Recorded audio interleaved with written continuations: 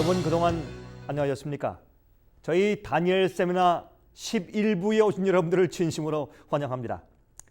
여러분, 우리가 지난 시간에 다니엘 11장 1절부터 39절까지 있는 말씀을 살펴보았죠.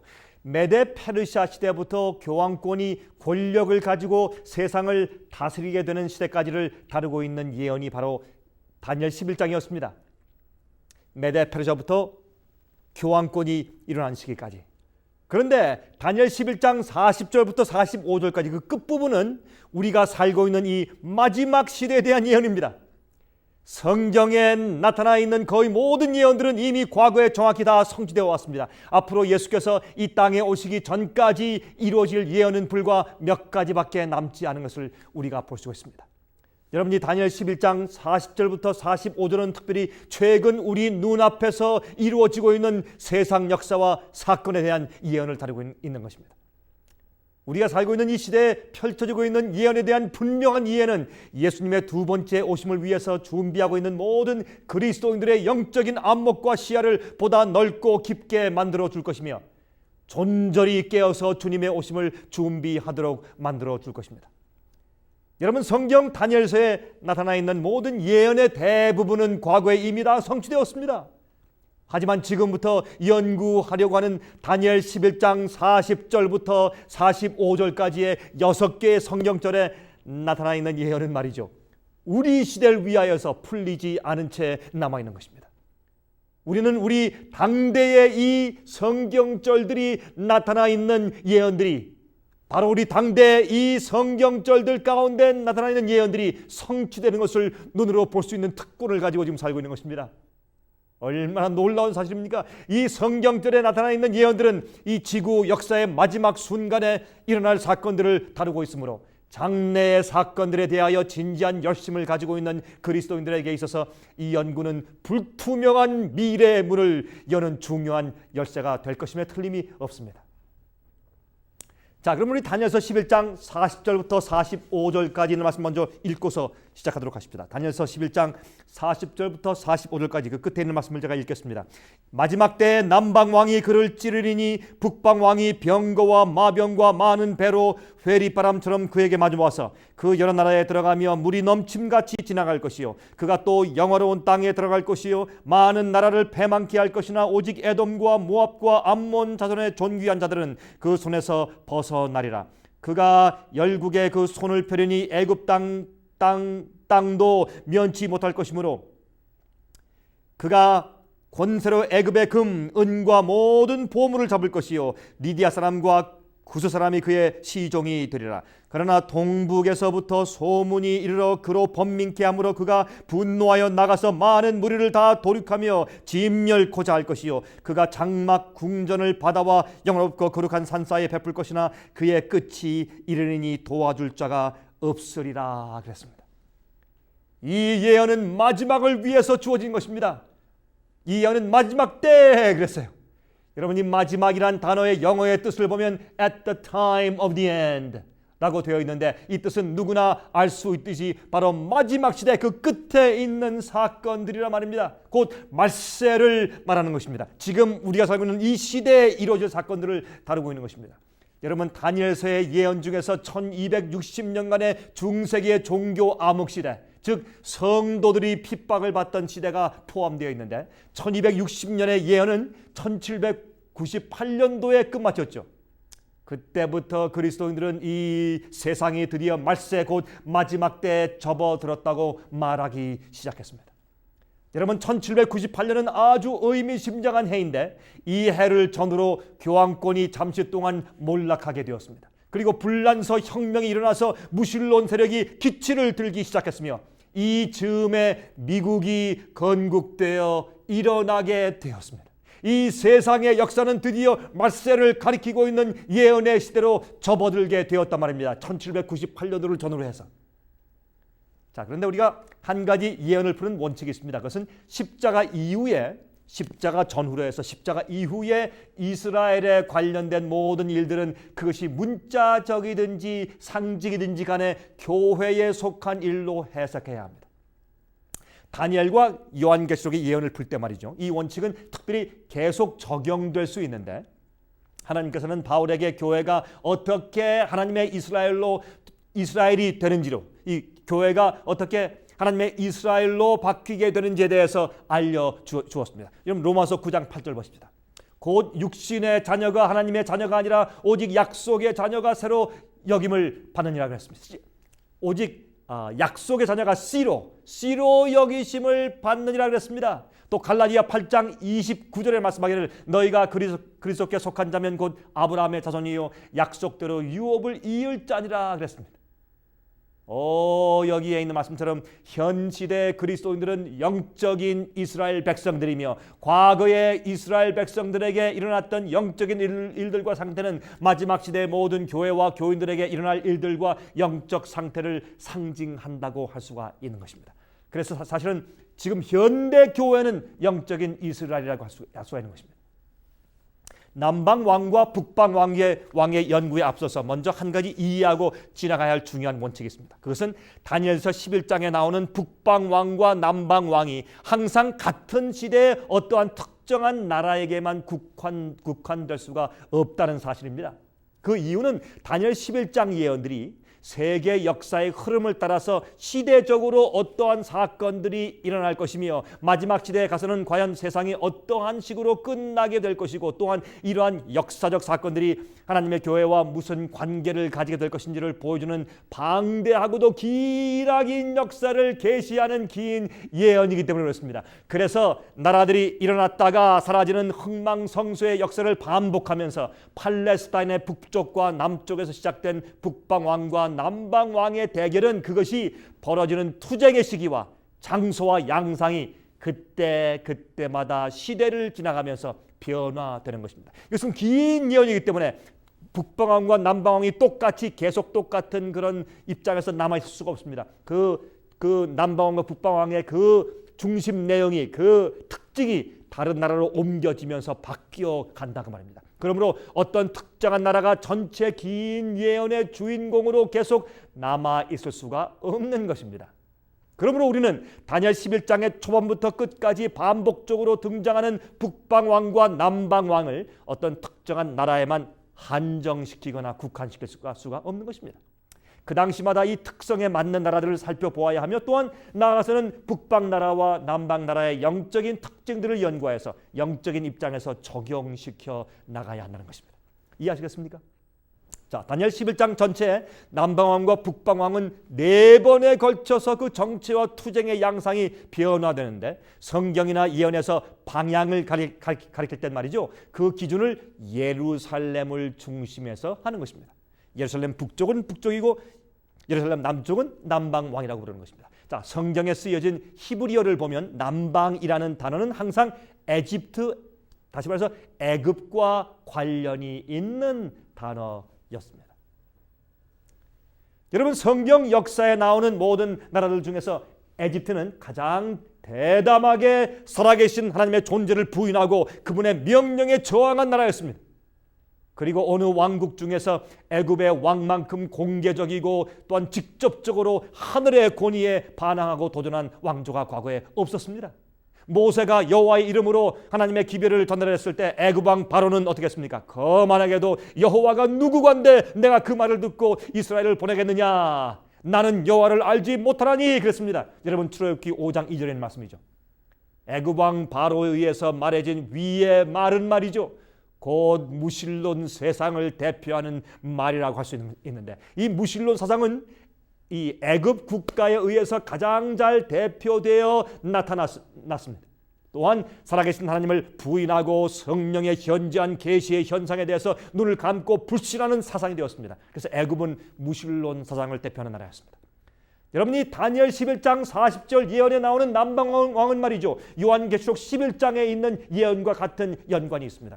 요한계시록 11장 8장에 나오는 예언을 보면 거기에 불란서에 대한 불란서 혁명 예언이 나옵니다. 이 불란서의 무신론주의 혁명에 대한 예언을 보면 불란서, 이 프랑스가 말이죠. 큰 성 또는 영적으로 소돔과 애굽이라고 부르는 것을 알 수 있습니다. 1798년도 조금 전 시기에 사탄으로부터 기원을 두고 사탄의 특성을 가진 세력이 얼마나 성경을 향해서 정말 전쟁을 일으켰는지 알지 못합니다. 이것이 하나님의 두 증인인 성경을 없애려 한 무신론 사상이었습니다. 이 무신론 사상을 바로 우리가 애굽이라고 하고, 이 애굽이 바로 이 남방 왕으로 출발하게 되는 것입니다. 1793년 불란서 혁명을 통해서 큰 회중과 사람들의 지지를 받고 일어났습니다. 여러분, 이 불란서는 혁명을 일으킨 다음에 창조를 부인했습니다. 프랑스 혁명 당시에 이 무신론 사상은 의회에서 만장일치로 통과되었습니다. 하나님께 대한 신앙과 예배를 부인하는 법으로 헌법이 만들어졌습니다. 우주의 창조주에 대해서 공공연하게 반역의 손을 든 국가로서 믿을 만한 기록을 남긴 나라는 세계 역사에서 오직 불란서뿐이었습니다. 이 세력이 바로 교황을 찌른 세력입니다. 그래서 애굽이 남방 왕이었는데 말세에 가서는 불란서가 남방 왕이 되는 것입니다. 나중에 물론 다른 세력으로 또 옮겨가지만 말이죠. 자, 그러면 이 교황을 찌른 세력이, 다시 말해서 이 피우스 6세를 잡아다가 옥에 가두어서 죽게 한 그 세력, 나폴레옹의 그 세력이죠. 그 세력이 바로 남방 왕이었는데, 불란서 세력이었는데, 그런데 현대 지금 우리가 살고 있는 이 시대에 와서 또 현 시대 남방 왕의 실체는 무엇이겠습니까? 현 시대에 있어서도 무신론 이념을 추구하는 국가가 존재했습니까? 그렇죠. 러시아의 볼셰비키 혁명 아닙니까? 흥미로운 것은 여러분, 세계 역사에 나타나는 무신론주의의 특성의 하나는 항상 혁명을 뒤에 업고 일한다는 것입니다. 불란서 혁명을 통해서 시작된 무신론주의는 불란서를 남방 왕의 위치에 놓게 되었죠. 이 불란서 혁명으로 인해서 이제 뿌려졌던 무신론주의의 씨앗들이 말이죠, 100년 조금 지나서 1917년에 일어난 러시아 혁명으로 발화하게 된 것입니다. 나중에 그것이 소련 연방이 되었죠. 러시아 혁명을 통해서 무신론 사상은 말이죠, 공산주의의 이론의 기초가 되었고, 공산주의를 표방하는 강한 국가 소련 연방을 탄생시키게 된 것입니다. 여러분 이해하시겠습니까? 많은 나라들이 혁명이라는 공적을 통해서 공산주의 국가인 소련의 수하로 들어왔고, 혁명이라는 공적을 통해서 무신론을 근거로 한 공산주의 사상이 그 모든 국가들로 침투되어 들어가서 그 사상을 심어주게 된 것입니다. 여러분, 소련 연방의 수하에 들어온 나라들은 거의가 다 천주교 세력의 지배를 받던 나라들이었습니다. 북방왕은 그러면 누구를 가리신 것이었습니까? 자, 마지막 시대에 와서 여러분, 남방왕은 공산주의 세력으로 또 옮아갔습니다. 그런데 이제 북방왕은 누굴까요? 여러분, 북방은 항상 예루살렘에서 동북에 있는 바벨론을 가리켰습니다. 예레미야 25장 9절, 보라, 내가 보내어 북방 모든 족속과 내 종 바벨론 왕 느부갓네살을 불러다가 이 땅 그 거민과 사방 모든 나라를 쳐서 진멸하여 그들로 놀램과 치솟거리가 되게 하며 땅으로 영원한 황무지가 되게 할 것이라 그랬습니다. 또한 에스겔 26장 7절에 나 주 여호와가 말하노라, 내가 열방의 왕 곧 바벨론 왕 느부갓네살로 북방에서 말과 병거와 기병과 군대와 백성의 큰 무리를 거느리고 와서 두로를 치게 할 때 그랬습니다. 그래서 여기 있는 구약의 성경의 말씀을 보면, 그러므로 북방왕은 바벨론을 가리키는 것입니다. 그런데 현 시대의, 오늘날 이 현대 시대의 바벨론은, 그 나라 바벨론이 지금은 고대 바벨론 나라가 존재하지 않으므로 영적으로 바벨론의 특성을 가진 종교 단체나 종교 세력을 바벨론의 북방왕에 적용시켜야 되는 것입니다. 이해하시겠습니까? 성경 계시록에는 바벨론을 상징하는 여자에 대해서 다음과 같이 묘사되어 있는 것을 우리가 배웠죠. 요한계시록 17장 4절과 5절에 있습니다. 그 여자는 자줏빛과 붉은빛 옷을 입고 금과 보석과 진주로 꾸미고 손에 금잔을 가졌는데 가증한 물건과 그의 음행에 더러운 것들이 가득하더라. 그 이마에 이름이 기록되었으니 비밀이라 큰 바벨론이라 땅의 음녀들과 가증한 것들의 엄이라 그랬습니다. 여러분, 또 요한계시록 17장 6절에 말씀하기를, 또 내가 보매 이 여자가 성도들의 피와 예수의 증인들의 피에 취한지라. 또한 요한계시록 17장 18절에 말씀하기를 땅의 임금들을 다스리는 큰 성이라고 말을 했다고 말합니다.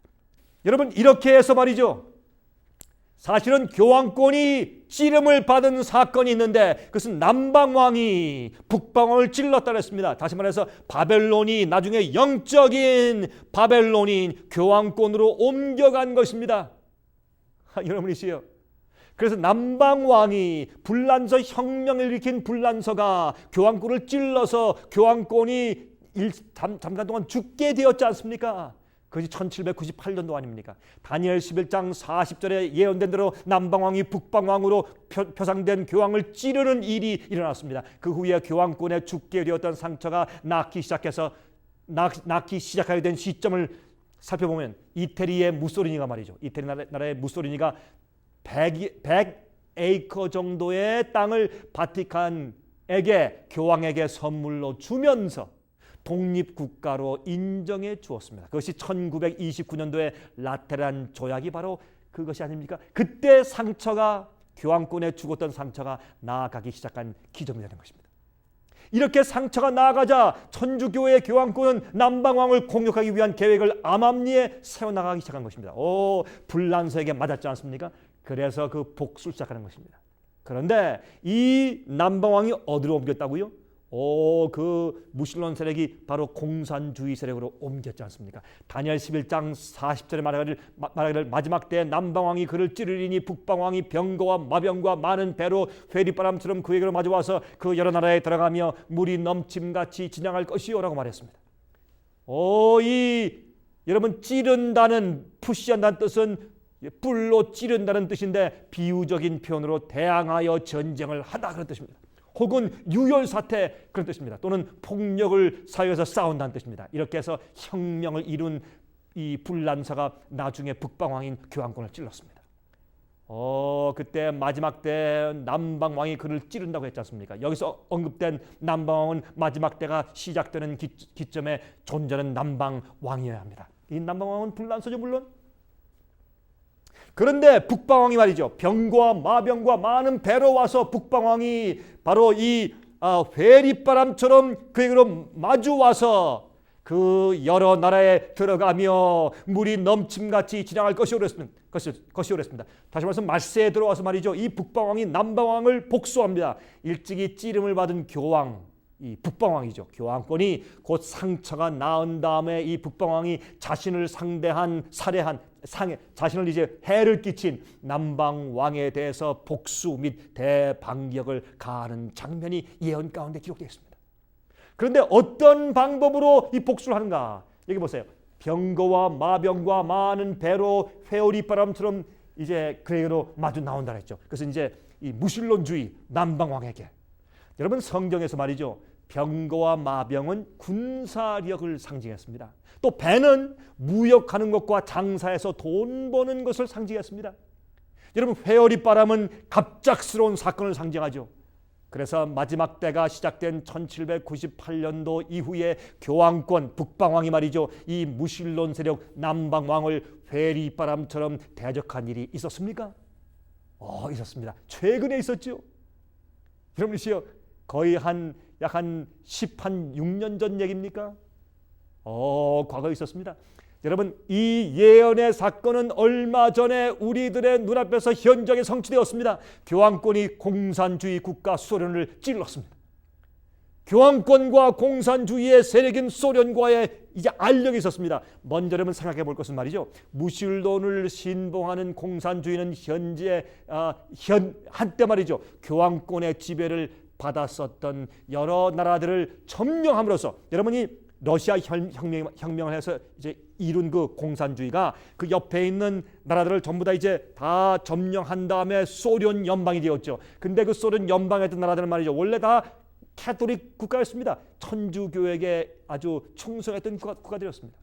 근데 공산주의 세력이 점령했던 지역은 말이죠, 동남아시아, 동유럽, 중남미 등인데 이 무신론 세력인 공산주의에 의해서 점령당한 나라들에서는 교황권과 천주교의 세력이 발을 붙일 수 없게 되어 버린 것입니다. 그래서 교황권이 공산주의를 무너뜨리고 다시 자기 세력들의 나라를 찾기 위해서 다시 복수하는 일을 그렇게 하게 되는 것을 성경은 예언했다 그 말입니다. 여러분, 볼셰비키 혁명이 일어난 5년 이내에 소련에서 28명의 천주교 감독들과 1200명의 신부들이 다른 개신교 성직자들과 마찬가지로 처형되었으며, 스탈린 정권 때에도 수만 명의 천주교 성직자들이 처형을 받았습니다. 세계 제2차 대전 후에는 소련 유크레인에서 약간 나아지긴 했지만 그래도 무서운 핍박이 기독교인들과 그 지도자들과 그리고 천주교인들에게 이르러 왔습니다. 여러분, 1989년도 12월 4일자 타임 기사에 잘 설명해 두었습니다. 여러분, 그렇게 해서 천주교 세력은 공산권 국가에서 발을 붙일 수가 없게 되었습니다. 이렇게 되자 교황권과 무신론 세력, 즉 소련 사이에서 치열한 투쟁이 벌어지게 되었다 그 말입니다. 그래서 회오리바람처럼 쳐들어왔어요. 어디를? 공산주의를. 1989년도 12월 25일자 뉴스위크 매거진에서는 말이죠, 회오리바람의 시대, 회오리바람의 시대라는 제목으로 굉장한 기사가 실렸는데 그것은 다름이 아닌 소련의 붕괴를 다룬 기사였습니다. 어쩌면 그렇게 성경의 단어를 써서 표현했을까요? 흥미로운 것은 세계 시사를 다루는 사회 매거진의 소련의 붕괴를 묘사하면서 사용한 표현이 마치 성경 다니엘 11장 40절에 나오는 표현인 회오리바람과 같다는 것입니다. 놀라운 말씀이죠. 여러분, 교황권이 병과 마병, 즉 경제적인 힘과 군사적인 힘을 가지고 회오리바람처럼 강하게 그리고 갑자기 또 충격적으로 그에게로 마주 나와서 대항하여서 소련을 무너뜨릴 것을 예언하고 있는 것입니다. 그 예언이 정확하게 이루어진 것입니다, 여러분. 이 성경 말씀은 하나님의 살아있는 말씀입니다. 성경을 통해서 미래를 정확하게 볼 수 있는 것입니다. 그래서 우리는 빛의 아들들입니다. 교황권이 여러분 폴란드에서 시작한 노조 운동을 비밀리에 지지해 주면서 시작된 공산권의 붕괴는 실로 놀라운 세계적인 사건이 아닐 수가 없었죠. 그런데 여러분, 북방왕이 남방왕을 칠 때에는 병과 마병과 많은 배로 회리바람처럼 여러 나라에 들어갈 것이라고 했습니다. 여러분, 참 이상하죠? 이 또한 놀라운 예언이 아닐 수가 없습니다. 여러분, 교황권 자체에는 군사력이 없습니다. 그렇지 않습니까? 그러므로 다른 세력의 군사력과 경제력을 빌려야 하는 것입니다. 그것이 바로 미국의 세력이었습니다. 교황권은 미국의 군사력을 빌려서 공산권을 친 것입니다. 또한 마지막 시대에 남방왕은 여러 나라라고 성경은 언급하고 있습니다. 북방왕이 남방왕에게 복수하면서 마주 나와서 여러 나라에 들어갈 것이라고 했습니다. 여러분, 다니엘 11장 40절의 예언이 말하고 있는 그대로 공산주의 나라들은 하나가 아니라 여러 나라들이었습니다. 소련 연방 아닙니까? 그러므로 마지막 때 북방왕이 남방왕을 칠 때는 여러 나라에 들어갈 것이라는 예언이 얼마나 정확하게 예언되었습니까? 미국의 대통령에 당선된 로널드 레간 대통령은 말이죠, 제일 먼저 군사력을 크게 증강시켰죠. 그것을 SDI라고 합니다. Strategic Defense Initiative라는 우주 방어 계획을 발표했습니다. 이것은 세텔라이트를 통해서 하는 것입니다. 이것은 미국으로 날아오는 모든 종류의 미사일을 방어하는 시스템이었습니다. 그리고 교황권은 니카라과와 앙골라와 캄보디아 그리고 아프가니스탄 같은 지역에서 봉기되는 반공산주의 세력들을 후원했습니다. 타임지 1992년 2월호는 거룩한 동맹이라는 제목으로 어떻게 레건과 교황이 폴란드의 노조 운동을 도왔으며 또 공산주의의 죽음을 촉진하는 일에 동조하였는가에 대해서 기사를 잘 실었습니다. 여러분, 이 기사에는 교황권이 미국과의 비밀 동맹을 통하여서 소련을 무너뜨릴 수 있었다고 쓰고 있으면서 또한 1992년도에 레이건과 교황이 만난 사진이 나오고 상호 간의 협의한 사실이 기록되어 있었습니다. 또한 이것은 세상 역사 가운데 가장 비밀스러운 동맹이었다고 설명하고 있습니다. 그리고 또한 폴란드에 있는 여러분 이 솔리다리티 다시 말해서 노동당을 지지해 주기 위해서 미국의 CIA와 바티칸의 비밀 은행 구자를 통해서 지금 이 자금이 조용히 비밀리에 조달되었다고 설명하고 있습니다. 얼마나 놀랍습니까, 여러분? 이렇게 해서 미국과 교황권의 협력으로 교황권은 미국의 군사력을 통해서 또한 자기의 이 경제를 통해서 이 소련을 무너뜨린 것입니다. 여러분, 교황과 미국의 대통령은 마치 다니엘 11장 40절의 예언을 성취하듯이 현대 남방왕 무신론 세력인 공산주의 소련을 붕괴시키고 또한 힘을 붕괴시켰으며 서로 이제 연합하게 된 것입니다. 동구 유럽의 나라들 역시 소련에게 압력을 가하는 요인이 되었지요. 1990년 3월호 리더스 다이제스트에는 미국을 비롯한 서구 세계의 군사적인 압력이 소련이 힘을 잃도록 만든 근본 원인이 되었다라고 기사가 실려졌습니다. 여러분, 많은 배라고 했죠. 많은 배는 경제적인 압력을 말합니다. 여러분, 골바초프는 말이죠. 옛날 구소련 수장인 골바초프는 소련이 정치적 또 경제적인 생존이 공산주의 안에 존재하고 있던 많은 수의 기독교인들에게 의존되어 있다는 사실을 파악했습니다. 옛날 소련은 말이죠, 경제 공황 상태에 있었습니다. 그 결과 그렇게도 강하던 소련은 차차 힘을 잃게 되었고 어이없이 붕괴하게 되는 사태를 부리게 된 것입니다. 그런데 놀라운 것은 말입니다, 이 세상에 이루어지는 사건들은 신기하게도 약 2500년 전에 하나님께로부터 받은 다니엘의 예언의 현저한 성취라는 사실입니다. 얼마나 놀랍습니까, 여러분? 2000년 이상 전에 기록된 예언이 정확하게 우리 눈앞에서 이루어졌지 않습니까? 세계 무신론의 황제인 미카엘 골바초프가 말이죠, 그리스도인의 대리자라고 말하는 로마 교황 바오로 2세를 방문하였습니다. 이 두 사람의 만남은 20세기에 일어난 가장 드라마틱한 영적인 전쟁을 상징합니다. 여러분, 라이프 잡지 1989년도 12월호 기사에서 동유럽에 돌진해온 자유는 교황의 승리라는 그런 대서 특별의 기사가 있었습니다. 물에 넘침같이 지나갈 것이요 라고 성경은 표현했습니다. 갑자기 물이 엄물에서 홍수가 들이닥치는 것처럼 갑자기 교황권과 미국이 협력해서 그만 현 시대의 남방왕인 공산주의를 무너뜨리고 말았습니다. 레간과 교황권이 협력하게 된 동기를 여러분 아십니까? 왜 그 두 사람이 협력했을까요? 1981년도에 두 가지 사건이 일어났었죠. 미국의 레건 대통령이 저격을 당하고 그 6주 후에 또 교황이 똑같이 총에 맞아 저격을 당했지 않습니까?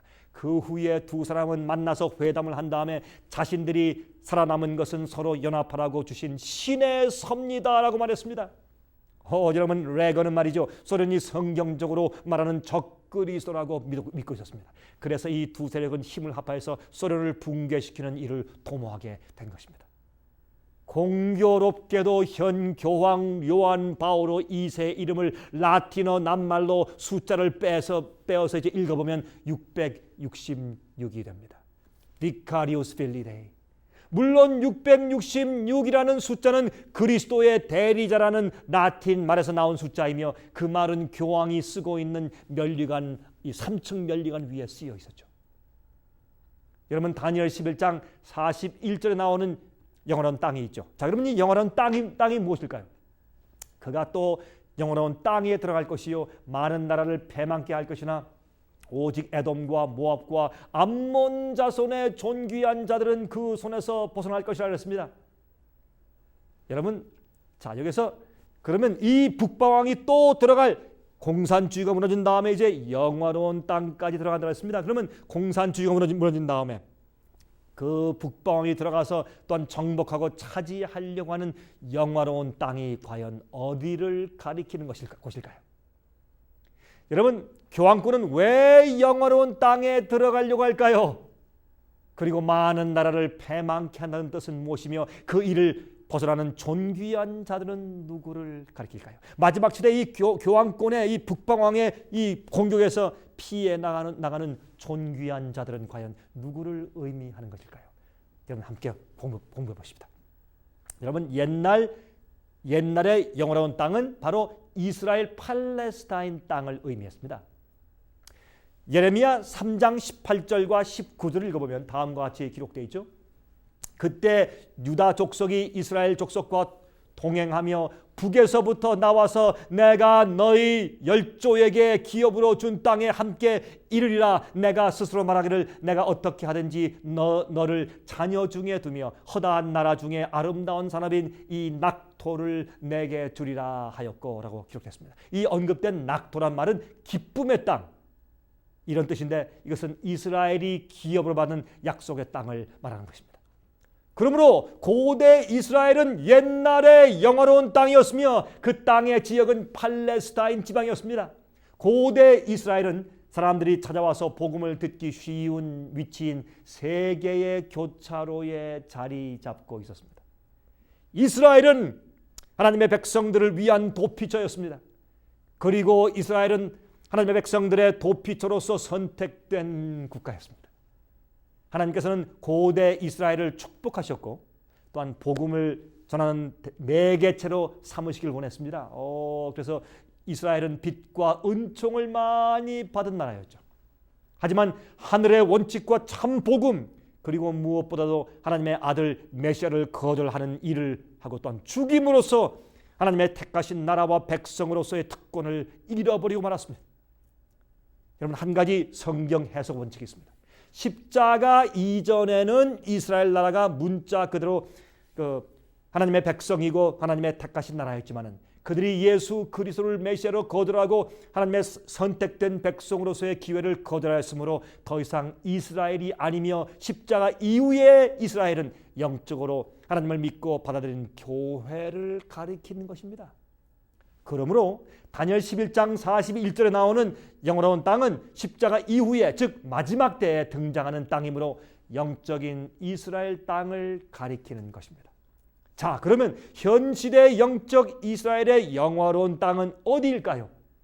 현 시대에 있어서 어떤 국가, 곧 하나님의 참 백성이 피할 수 있었던 도피처가 있었던 땅인데 그 백성들이 자신의 양심을 따라서 자유로이 하나님을 예배할 수 있도록 하기 위해서 하나님께서 오랫동안 보호해 오시고 마련하신 땅인 것입니다. 그리스도의 순수한 종교를 심기 위해서, 그리고 진정한 종교의 자유를 위해서 세워진 국가가 있었다면 그 나라는 과연 어떤 나라일까요? 바로 이 마지막 시대 피라노는 주의 백성들을 붙들어서 종교 자유를 주고 복음을 세상에 전파하기 위해서 택했던 그 나라는 두말할 것도 없이 바로 미국인 것입니다. 이 미국은 현 시대의 영원한 땅이라고 할 수가 있는 것입니다. 여러분, 고대 이스라엘은요, 하나님께서 당신의 백성들과 진리를 보존하기 위해서 특별히 선택한 국가였으며 그 지역은 인류의 문명이 싹트기 시작한 곳으로서 주변에 바벨론, 애굽과 같은 강대국들이 융성하였기 때문에 세계 문명과 교통의 중심지에 자리 잡고 있어서 많은 사람들이 복음을 접하기 쉬운 지리적인 조건을 갖추고 있었습니다. 그래서 옛날에 팔레스타인 위에는 그 바벨론이 항상 쳐들어왔고 밑에는 남방왕 이 애굽이 항상 쳐들어왔지 않습니까? 마찬가지로 이 마지막 시대도 하나님의 교회의 영적인 바벨론 교황권이 공격하고 또한 남방왕인 여러분 누가요? 공산주의 세력이 계속해서 공격했었습니다.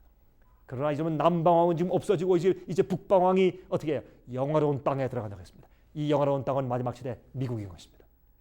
미국은 종교 암흑 시대 이후에 하나님의 백성들을 위한 피난처로서 선택된 국가이며 모든 문명과 교통과 과학의 중심지이기 때문에 온 세상 사람들에게 복음을 전파하기 위한 조건을 골고루 갖추고 있는 현대 영원한 땅인 것입니다. 하나님께서는요, 다른 어떤 나라보다도 미국을 위해서 더 많이 역사했습니다. 하나님께서는 미국을 당신의 백성들을 위한 피난처로 준비하셔서 양심이 지시하는 바에 따라서 그분을 경배할 수 있는 곳이 되었습니다. 이곳 미국에서 기독교 정신은 순수하게 진보되었고 하나님과 사람 사이에는 오직 한 중보자만이 존재한다는 중요한 교리가 자유롭게 가르쳐졌습니다. 또한 민간인들의 기구들과 산업의 팽창을 통해서 복음의 특권과 자유를 전하고 나타낼 수 있는 나라로 미국을 계획하신 것입니다. 여러분, 미국은요, 요한계시록 13장 11절에 두 뿔이 있는 새끼 양으로 예언되어 있는 것처럼 두 뿔, 즉 종교와 정치의 분리라는 건국 이념 위에 세워진 국가입니다. 그래서 새끼양 같은 순한 짐승이 자신의 순수한 신앙을 버리고 타협하여서 나중에 용처럼 말하는 무서운 존재가 될 것이라고 성경 요한계시록 13장은 예언하고 있지 않습니까? 여러분 이 말씀을 요한계시록 13장에서 요한계시록 7에서 다시 한번 확인해 보시기 바랍니다. 그가 또 영원한 땅에 들어갈 것이요 그랬습니다. 여러분이시여, 마지막 때 북방한 이 교황권이 영원한 땅 미국에 들어간다고 예언은 말하고 있습니다. 죽게 되었던 상처가 나은 짐승인 이 교황권이 말이죠. 요한계시록 13장 3절 예언에 표현된 교황권은 상처가 나아가는 시점에 맞추어서 점점 힘을 얻기 시작했으며, 그리하여 성경은 마지막 때 교황권이 미국에 들어갈 것에 대해서 예언하고 있는 것입니다. 어떤 사람은 이렇게 말할 것입니다. 이미 미국과 교황청이 대사를 교환하고 서로 왕래하고 있는데 세상스럽게 교황권이 미국에 들어간다니 그것이 무슨 뜻입니까? 라고 물을지 모릅니다. 여기서 들어갈 것이요 란 말은 구교인 교황권이 신교인 미국과 종교적으로 또한 정치적으로 하나가 되어서 동일한 목적을 성취하기 위해서 동맹한다는 의미입니다. 놀랍죠? 마치 공산주의의 몰락을 위해서 둘이 하나로 연합했던 것처럼 말입니다. 불과 100여 년 전만 해도 천주교회는 철저한 개신교 국가인 미국에서 질시의 대상으로 푸대접을 받았지만 오늘날에는 단일 종교로서는 천주교인의 숫자가 모든 기독교 종파 중에서 미국에서 가장 많지 않습니까? 이제는 미국 국회에서 단일 종교로서 가장 많은 의석수를 확보하고 있는 종교는 천주교회가 되었습니다. 그러므로 이제는 미국의 국회의원들과 정치인들이 천주교인들의 투표 숫자를 크게 의식할 수밖에 없는 상황에 처하게 되었습니다. 더욱이 1993년도 3월에는 말이죠. 천주교회 대표자들과 개신교회 대표들이 모여서 복음주의자들과 가톨릭의 단결이라는 선언문을 채택함으로써 이제는 선거 때마다 미국의 국회의원뿐만 아니라 대통령 후보들까지도 천주교인들과 개신교인들의 눈치를 살피지 않을 수 없게 되었습니다. 이번에 있었던 부시 대통령의 2004년도에 여러분 이 대통령 선거도 바로 이 천주교인들과 개신교인들의 연합된 투표 때문에 당선된 것이 아닙니까? 여러분, 종교적 세력이 정치인들을 지배하고 정치인들은 종교적 세력의 영향력을 이용하여서 자신의 입지를 강화하는 것이 오늘날 미국 정치의 현실이 된 것입니다. 여러분, 세상의 마지막 사건이 일어나는 중심 장소는 다른 곳이 아닌 이 영원로운 땅 미국이며, 그렇기 때문에 마지막에 온 세상을 자신의 세력에 넣으려는 작은 뿔의 세력인 교황권이 미국에 들어오려고 하는 것입니다. 하나님의 마지막 백성들을 없애기 위해서 그렇게 하는 것이지요. 중세기 유럽에서 자기 마음대로 한 것처럼 교회와 국가가 합해지면 그 일을 할 수 있는 것입니다. 그 일을 미국 안에서부터 시작하는 것입니다. 계시록 13장 15절 후반부터 마지막 절까지 보면 짐승의 표를 거절하는 사람들은 모두 죽이라는 사형 명령이 예언되어 있습니다. 참으로 두렵고도 놀라운 예언이지만 바로 이것이 성경이 지구의 종말에 대해서 예언하는 바입니다. 여러분, 짐승의 우상에게 경배하지 않고 짐승의 표를 받기를 거절하는 하는 백성들은 예수 재림 직전의 옛날 종교 암흑시대처럼 다시 엄청난 핍박을 통과하게 되어 있습니다. 주님의 계명을 지키며 예수 믿음을 지키는 주의 마지막 백성들은 마지막 큰 북방왕의 핍박을 받을 것입니다. 하지만 살아계신 하나님의 인을 받은 그분의 참 백성들은 끝내 승리하게 된다는 것이 요한계시록 13장 이 바로 주의 백성들에게 주는 예언인 것입니다. 한 가지 우리가 여러분 생각해 볼 것은 마지막 남방왕인 공산주의의 몰락에 대한 예언이 놀라운 방법으로 정확하게 이루어졌던 것을 생각하면 짐승의 표에 대한 예언도 그대로 이루어질 것이라는 사실을 믿을 수밖에 없는 것입니다. 여러분, 짐승의 표와 마지막 종교개혁 운동이 있을 것입니다. 짐승의 표의 환란이 임하면 종교개혁을 아직도 오류 가운데 있는 그런 입장에서 기독교회가 완전히 개혁하는 마지막 운동이 있을 것입니다. 마지막 성령의 큰 운동이 있을 것입니다. 그때는 모든 계명을 지키는 운동이 있을 것입니다. 1979년도 9월 18일자 워싱턴 스타지에서는 교황의 첫 번째 미국 방문에 대해서 다음과 같이 기사를 기록했습니다. 과거에는 교황이 미국을 방문한다는 것은 상상만 해도 벼락을 맞을 일이었다. 하지만 이제 역사상 최초의 폴란드인인 법왕 요한 바오로 2세가 온 세계 하늘에 빛나는 별로서 만 7일간 우리와 함께 지내겠다는 약속 아래 미국에 오게 되었다. 정치가들은 앞을 다투어 그를 맞을 준비를 하고 있다. 6개 도시의 시장들은 그들의 도시 업무를 실제적으로 중단하고 교황을 맞이할 행사를 열렬하게 준비하였다. 그랬습니다. 놀라운 일이죠. 개신교회의 지도자인 빌리 그레엄 목사마저 교황의 미국 방문을 크게 환영하면서 다음과 같은 글을 발표했습니다. 1979년도 9월 27일자 릴리지어스 뉴스에서 다음과 같이 기록했습니다. 교황 요한 바오로 2세의 미국 방문은 로마 천주교회뿐만 아니라 세계는 물론이요 미국 온 사람들에게 참으로 의미 깊은 사건이다. 현 시점에 요한 바오로 2세는 세계의 영적 지도자가 되었다. 그가 여행하는 동안 나의 기도와 헤아릴 수 없이 많은 개신교인들의 기도가 그를 위하여 드려질 것이다 라고 그는 말했습니다. 여러분들이여 1984년 미국은 공식적으로 바티칸의 교황청을 합법적인 정부로 인정하고 대사를 파견했습니다. 냉전 시대 초강대국이었던 구소련 역시 1989년도 골바초프가 바티칸 도서관에서 교황을 만나는 자리에서 교황을 인정하고 그의 협조를 구했습니다.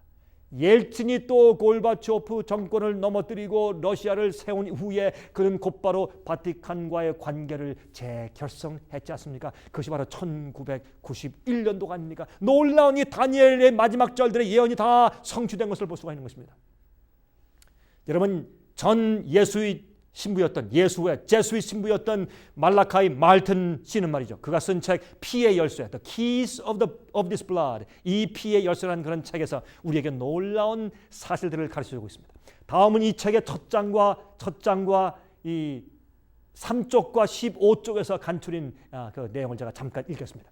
원하든지 않든지 준비가 되었든지 그렇지 않든지 간에 우리 모두는 전면적이고도 무제한의 방법을 통한 3장안의 세계적 정권 다툼에 휩싸여 있다. 이 경쟁은 누가 지구 역사상 처음으로 세계를 한 정부 아래 통합시키느냐 하는 것이다. 비록 많은 사람들에게는 숨겨져 있지만 요한 바오로 교황이 선택한 정책과 매년 분투하고 있는 그의 싸움의 목표는 바로 이 경쟁에서 승리하는 것이라는 사실은 너무나도 분명하다. 이 경쟁은 지구 인구 60억 전체에 영향을 미칠 것인데 모든 개인과 모든 집단을 지배하고 조종할 수 있는 강력한 세력을 누가 확보하여 휘두를 것인가에 관한 경쟁이다. 또한 이 경쟁은 수단 방법을 가리지 않는 무제한의 경쟁이다. 일단 경쟁이 끝나면 세계와 그 안에 있는 모든 것, 즉 개인과 국민의 생활 방식, 가족 관계와 직업, 무역과 상업과 화폐 단위, 교육과 종교와 문화, 그리고 이제까지는 누구나가 자동적으로 받았던 시민권, 다시 말해서 주민등록증과 같은 제도들이 크게 바뀌게 될 것이기 때문이다 그랬습니다. 같은 책 15페이지에 말이죠. 다음과 같은 글이 이어집니다. 이 새로운 세계 질서는 먼 훗날에 일어날 어떤 일로서가 아니라 이제 곧 일어날 일로서 우리가 살고 있는 이 두 번째 천년 기간의 마지막 10년 끝부분에 소개되고 세워질 것이다 라고 말했습니다. 다시 말해서 2000년도가 이르러 때 세워진다고 말입니다. 소련과 미국과 교황권이 슈퍼파워로 싸우고 있다가 소련이 무너졌습니다. 공산권이 무너졌습니다. 이제 미국과 교황권이 두 세력이 남았는데 두 세력이 협력해서 세상을 장악한다고 말입니다. 요한복음 16장 2절에 말씀하기를 사람들이 너희를 추려할 뿐 아니라 때가 이르면 물은 너희를 죽이는 자가 생각하기를 이것이 하나님을 섬기는 예라리라 했습니다. 여러분, 짐승의 표는 짐승이 승인해 주는 표를 말하죠. 그가 또 때와 법을 변개코자 할 것이라고 했죠. 다니엘 7장 25절이죠. 여러분, 천주교와 교황권은 임의로 하나님의 십계명을 변경했습니다. 짐승의 표가 내릴 때 일어날 완전한 종교 개혁이 이제 생길 것입니다. 여러분, 짐승의 표가 일어날 때 여러분 16세기 경엔 말이죠. 중세기 종교 암흑시대 때 왜곡되었던 성경의 진리를 회복하기 위해서 종교 개혁 운동이 일어났었죠. 하지만 이 종교개혁 운동에도 불구하고 작은 뿔의 세력이 1260년이란 긴 세월 동안 세상을 통치한 결과로 인해서 너무나 많이 왜곡되고 변천되었던 진리는 아직도 회복되지 않고 개신교 속에 많이 숨어 있는 것입니다. 그러므로 이 종교개혁 운동은 계속 진행되어야만 하며 세상 역사가 맞춰갈 즈음 곧 짐승의 표가 내릴 때 다시 한번 큰 능력으로 일어나서 아직까지 미처 회복되지 못한 진리들이 완전히 회복되는 일이 반드시 생길 것입니다. 2004년도 부시 대통령이 승리했지 않습니까? 천주교회와 개신교회, 보수파 개신교회 전격적인 지지를 받았죠. 교황과 가장 가까운 대통령이 부시 대통령이 아닙니까, 여러분? 여러분, 성경 요한계시록 18장 1절에는 이 마지막 시대에 일어날 큰 종교개혁 운동을 이렇게 말했습니다. 영광으로 온 땅이 환하여 지른 것으로 묘사했습니다.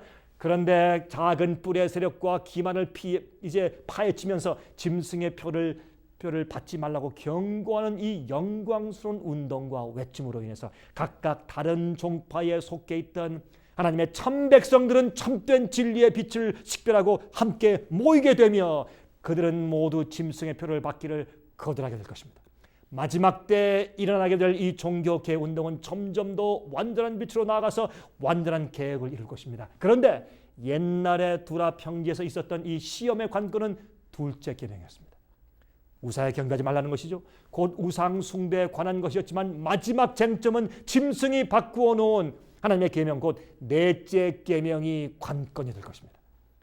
이것이 마지막 종교개혁입니다. 마지막 짐승의 표가 내려질 때 일어날 종교개혁 운동으로 인해서 짐승의 표의 쟁점이 되는 하나님의 계명에 대한 완전한 회복이 이루어지게 될 것인데 이 운동으로 하나님의 계명이 완전하게 회복될 것이며 또한 하나님의 신실한 참 백성들은 교황권이 변기한 계명을 지키기를 거절함으로 짐승의 표를 받지 않을 것이며 또 저들은 하나님의 계명을 지키며 또한 예수 믿음을 지키기 위해서 목숨을 걸고 하나님께 충성하게 될 것입니다. 여러분, 짐승의 표가 어떻게 강요될 것입니까? 교황권이 짐승의 표를 강요하기 위해서는 반드시 교황권의 세력과 그의 다스리는 권세가 이 세상을 지배해야만 하는 사회적 분위기가 일어나야 합니다. 어떤 극적인 상황이 발생해야 합니다. 그래서 지금 극적인 상황들이 발생했죠. 9.11 사태 보십시오, 여러분. 셋째 화가 지금 무너지고 지금 이 땅에 임하고 있죠. 이슬람의 전쟁이 생기고 있죠. 우리 그리스도인들은 사회에 돌아가는 사태와 징조들을 잘 파악하며 마지막 때를 잘 분별할 수 있어야 합니다. 그러면 지금 우리가 살고 있는 때는 어떤 때이며 짐승의 표를 받도록 강요할 수 있는 사회적 분위기와 요소와 조건이 얼마만큼 잘 이루어지고 있는지를 살펴보아야 할 것입니다. 여러분, 짐승의 표의 법령을 가속화시킬 수 있는 요소들이 몇 가지가 있죠. 첫 번째, 사회적 분위기입니다. 지금 미국은 정치적으로 뿐만 아니라 도덕적으로 종교인들의 도움을 절실히 요구하고 있습니다. 각종 범죄, 동성, 연애, 이혼, 미혼모, 여러분, 그다음에 또 음란한 것들, 마약 등과 같은 도덕적 가치 기준이 바닥에 떨어져 있는 미국의 현실은 수많은 미국 사람들의 마음에 불안감을 주고 있습니다. 이러한 상황은 말이죠. 미국인들에게 어떤 종교적인 힘이나 회복 혹은 위대한 지도자의 영적인 지도력을 기대하게 만들고 있습니다. 여러분, 미국의 기독교 보수파 단체들은 말이죠. 미국의 영적인 회복이 필요하다고 믿으며 사회의 타락성을 막는 길은 종교의 힘뿐이라고 강력하게 믿음으로 각종 사회활동과 정치활동에 참여하여 자신들의 종교를 미국에 반영시키려고 매우 열심히 노력하고 있습니다. 여러분, 제가 시간이 없기 때문에 제가 좀 줄여서 제가 이 끝에 있는 말씀을 좀 드려야 되겠습니다. 이 끝에 보면 그래서 이 교황권이 영원한 땅에 들어갑니다. 많은 나라에 들어가서 사람들 패망케 하죠. 거기 에돔과 모압과 암몬 자손의 존귀한 자들은 그 손에서 벗어날 것이라 했습니다. 이것은 말이죠. 사실 이 에돔과 모압과 암몬 자손들은 항상 이스라엘 주위에 살고 있으면서 그들의 친척이었죠. 살고 있으면서 항상 괴롭혔습니다. 그래서 이들은 사실은 타락한 교회들을 상징합니다. 바벨론 세력을 상징합니다. 그 중에서도 존귀한 자들, 그 중에서도 주의 빛을 보고 진리의 빛을 보고 따라오는 사람들을, 그 중에서도 진실된 남은 참 백성들은 거기서 손에서 벗어난단 말입니다. 교황권의 마지막 핍박에서 벗어나고 진리로 나온단 말입니다. 또 여러분, 42절에 그가 열국의 그 손을 펴려니 애굽 땅도 면치 못할 것이요. 애굽 땅은 아직도 존재하고 있는 공산권 세력을 말하는데, 여러분, 중국 같은 공산주의가 아직도 있지 않습니까? 이러한 공산주의 세력도 이 교황권의 세력에서 면치 못할 것이라 말입니다. 또한 그가 권세로 애굽의 금, 은 모든 보화를 잠달했습니다. 세상에 이 경제 힘을 교황권이 뒤에서 붙잡고 있습니다. 또한 리비아 사람과 구스 사람이 그의 종이 될 것이라. 여러분, 리비아는 여러분 옛날에 이 애굽 옆에서 아주 가난한 나라였습니다. 또한 구스는 에티오피아인데 부전한 나라였습니다. 이것은 마지막 시대에 있는 사건 가운데 이 짐승의 표가 내릴 때 말이죠. 여러분, 요한계시록 13장에 있지 않습니까? 큰 자나 작은 자나 부한 자나 가난한 자나 자유자나 노예나 다 짐승의 표를 받는다고 그런 뜻입니다. 다시 말해서 부한 자나 가난한 자나 다 똑같이 누구나 다 그 교황권의 시종이 될 것이라 그런 말입니다. 그러나 동북에서부터 소문이 일어나 그로 번민케 함으로 그가 분노하여 나가서 많은 무리를 다 돌이켜며 진멸코자 할 것이요 그랬습니다. 여러분, 이것이 무슨 뜻이겠습니까? 이것은 말이죠. 이것은 동북쪽은 하나님께로부터 오는 소식입니다. 예수님께서 동쪽에서 재림하시는 것입니다. 북쪽에서 오는 것은 여러분, 하나님의 보호자가 북쪽에 있지 않습니까? 그래서 동북쪽에서 오는 것은 예수님께서 재림하신다는 소식이고 참된 복음이 하늘에서 오는 것입니다. 심판의 복음이 오는 것입니다. 여러분, 그 교황권에 대해서 바벨론 세력의 심판에 대한 기별이 오는 것입니다. 그럴 때 그것 때문에 이 교황권 북방왕이 번민해서 그가 화가 나서 분노하여서 나가서 많은 무리를 다 도륙하고 진멸코자 할 것이요, 나가서 주의 계명을 지키며 예수 믿음을 가지고 있는 마지막 교회, 마지막 남은 교회를 참 마지막 진심으로 성령을 받고 마지막으로 종교 개혁을 하는 여러분, 구교 로마 교회에서부터 아직까지 받아서 존재하고 있는 오류를 전부 다 개혁해서 마지막 넷째 계명까지 개혁해서 여러분, 진짜 주의 말씀과 계명을 지키는 교회를 살고 있는 그 남은 무리를 도륙하며 진멸하고자 나갑니다. 짐승의 표의 환란이 오면 늦으면 성령이 임해서 큰 마지막 부흥이 생겨요. 마지막 큰 전쟁이 생기는 것입니다. 45절, 그가 장막 궁전을 바다와 영화롭고 거룩한 산사에 베풀 것이나 그의 끝이 이르리니 도와줄 자가 없겠다 그랬습니다. 이게 무슨 말입니까, 여러분? 장막 궁전은요, 이 왕이 전쟁에 나갔을 때 왕이 거하는 텐트를 쳤습니다. 그것이 장막 궁전이에요. 이것은 전쟁 가운데 있는 상태를 말합니다. 영적인 전쟁입니다. 여러분, 이 교황권이 지금 영적인 전쟁을 하고 있습니다. 미국에 들어와서 미국 정부와 하나와 손을 잡았습니다. 지금 미국에서 말이죠. 여러분, 이 돌비의 계명을 새기는 새겨서 이제 법정 앞에 세우는 그런 일까지 지금 하고 있죠. 영적인 종교적으로 이 나라가 바뀌고 있죠. 기독교 보수 세력이 힘을 얻고 있죠. 이번 선거에서도 드러났지 않습니까? 여러분, 이렇게 됐는데 마지막에 성령을 통해서 적은 주의 참된 백성들이 외치고 큰 소리로 부흥운동이 생기고, 여러분이 교황권이 잘못된 교회의 바벨론의 오를 지적할 때 그가 분노해서 적은 무리를 이제 해서 몰살하고 없애려고 마지막 환란 때가 되면서 나가는 것입니다. 그래서 그가 이제 장막 궁전을 바다와 영원없고 거룩한 산사에 베풉니다. 영원없고 거룩한 산은 누굽니까? 그것은 하나님의 교회입니다. 영원없고 거룩한 산은 하나님의 교회를 말하는 것입니다. 하나님의 교회, 참된 교회와 또한 바다는 물이죠. 여러분, 성경에서 물은 무엇을 상징했습니까? 요한계시록 17장 15절에 있지 않습니까? 사람들을 상징했죠. 그래서 여러분, 이 마지막 시대 말이죠. 이 북방왕은 분노하여 나아가서 하나님의 참된 교회와 사람들 사이에 장막 궁전을 치고, 참된 동북에서 오는 소문, 예수님께서 곧 재림하신다, 이것은 죄이다, 오류다, 고치라, 참된 진리로 돌아오라 하는 마지막 주님의 심판과 자비의 기별을 듣고서 백성들이, 바다처럼 많은 백성들이 그 진리의 말씀을 듣지 못하게 하기 위해서 분노해서 그 사이에서 막고 이 장막 궁전 텐트를 치고 있는 상태를 말하는 것입니다. 이럴 때 주님께서 마지막에 칠재앙을 퍼부으면서 주님께서 마지막 심판을 이 땅에 내리실 것입니다. 북방 왕과 또한 그 바벨론 세력에 거기에 지지하는 모든 나라들과 세력들에게 주님께서 7 재앙을 부어주시면서 심판하시는 것입니다. 그래서 여기에 말하기를 그의 끝이 이르리니 도와줄 자가 없을 것이라. 요한계시록 17장과 18장 예언 보면 마지막 시대 이 바벨론의 정체가 드러나며 하나님께서 그들을 이제 멸망시킬 때 그 마지막 시대의 영적인 바벨론 세력이 멸망하는 모습을 보여주고 있습니다. 여러분들이지요, 이 음녀가 딸들을 가지고 있습니다. 이 바벨론의 어미와 바벨론의 딸들이 있습니다. 이것이 오늘날 바벨론의 세력입니다. 여러분, 오류에서 똑바로 진리를 믿으셔야 합니다. 성경을 연구하고 빛을 받으십시오. 빛의 아들들이 되십시오. 예수님 속히 오십니다. 예수님 속히 오십니다. 여러분, 이 다니엘 11장 40절부터 45절은 여러분과 제가 살고 있는 바로 이 시대에 우리 눈으로 보고 있는 사건들을 이어나는 것이고, 그 사건이 착착 정확하게 진행 중에 있습니다. 이것은 무엇을 말합니까? 이제 이 세상은 곧 끝날 것이며 인간의 역사는 곧 종말에 이르게 될 것이며 예수께서 다시 오실 것입니다. 그 전에 마지막 환란인 짐승의 표의 환란이 있을 것이며 그때 계명을 지키며 예수의 믿음을 가진 자들이 승리할 것입니다.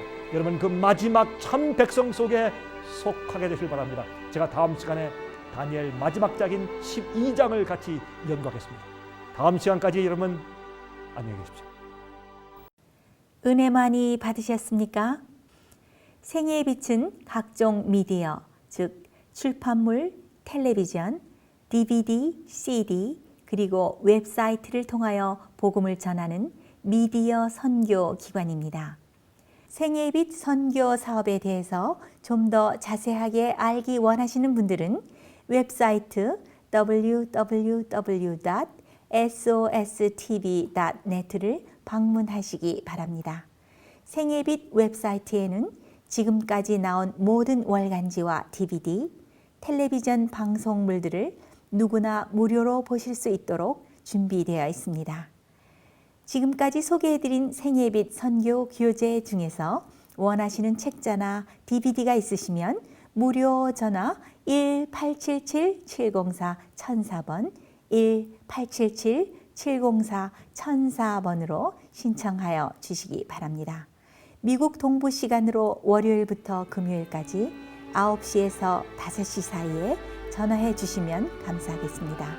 그럼 다음 시간까지 안녕히 계십시오.